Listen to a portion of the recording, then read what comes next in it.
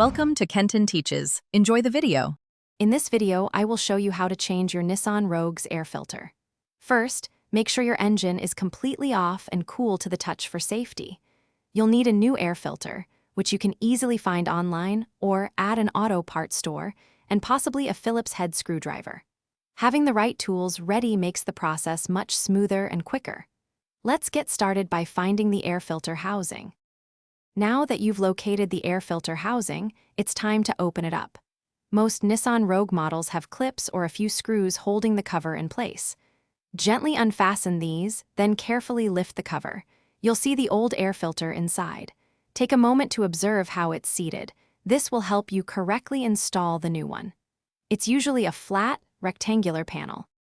With the cover open, carefully pull out the old air filter.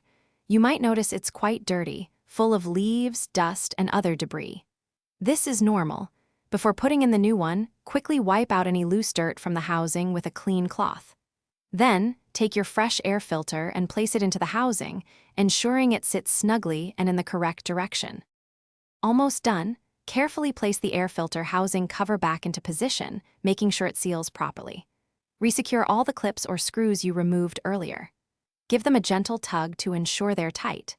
Now, start your Nissan Rogue and listen for any unusual sounds, though everything should be running smoothly. Changing your air filter regularly, perhaps every 12,000 to 15,000 miles, improves engine performance and fuel efficiency. Also, for a fresh car interior, check the description for a link to Little Tree's black ice and other great deals. Thanks for watching. Please subscribe if this video was helpful.